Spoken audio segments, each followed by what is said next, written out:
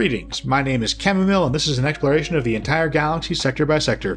Today, we're looking at the Dominus Sector in 12th Cerulean Sphere, a little pocket of unknown space at the edge of the slice. Like most Republic sectors, Dominus Sector is the domain of a specific species and culture, in this case, the Dornians. The Dornians are leathery-skinned purple humanoids from one of the fringe sectors who joined the Rebel Alliance after the destruction of Alderaan absolutely cemented a galaxy-wide hatred of the Empire, and then a week later the destruction of the Death Star made them look weak. Like their neighbors in Calamari space, the Dornians fought off Imperial efforts at putting down their open rebellion. The Dornian gunship was an early staple of the Rebel fleet even before the Battle of Yavin, and with Calamari space right next door, it's no surprise that the Dornians decided to make a stand. Probably no pair of sectors were better positioned to defy the Empire so openly, between their remote location, making it difficult for 12th Cerulean Sphere to supply large fleets for extended missions, and their strong local shipbuilding industries allowing them to field and supply fleets of their own. Dornian gunships and Mon Calamari cruisers together make a pretty solid backbone for a navy. There's also a ton of rumors about the Dominus Sector. It's way in the Outer Rim, so that's not too surprising. According to rumor, Dominus Sector is home to planet Barros, a high-gravity planet pummeled by sandstorms, and homeworld of the Brub species, a species discovered by the Empire. According to the rumor, the Brubs discovered the rest of the galaxy on their own, sending out messages from early modern comms tech on the surface to see if anyone was listening.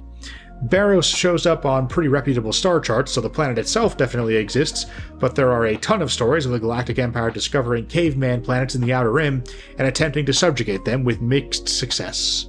This definitely happened at least once or twice. Endor is a particularly well-known example, but not all of these stories can be true. There just weren't that many unexplored planets in or near the slice by the Imperial era. Exploration efforts on many planets are pretty token. Someone just flies a freighter down to check for air, land, and sea, a breathable atmosphere, solid ground to walk on, and enough of a water cycle to grow crops.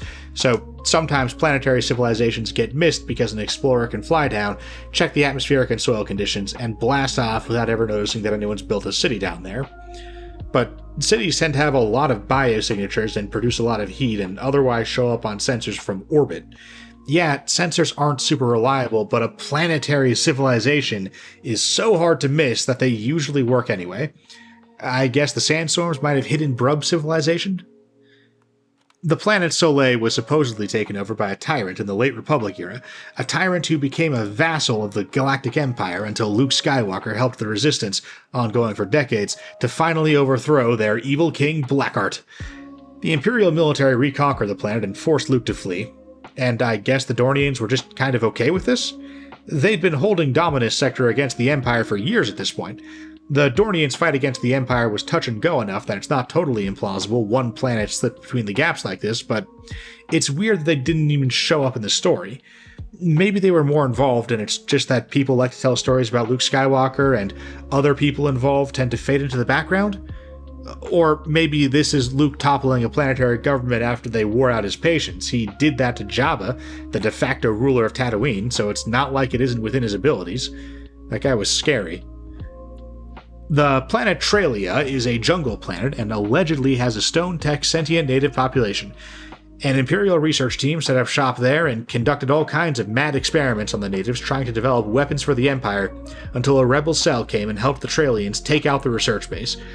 Dominus is positioned at the edge of the galaxy and thick jungles make it the kind of place where a stone-tech civilization could go unnoticed, but spacers do like to tell stories. Officially, the ocean planet of Solanus has no sentient life on it, but legends say that the ocean itself is a vast sentient life form, with electrical lattices in the saltwater firing like synapses. Woo! This kind of thing is by no means impossible, but spacers like to tell stories, so who knows.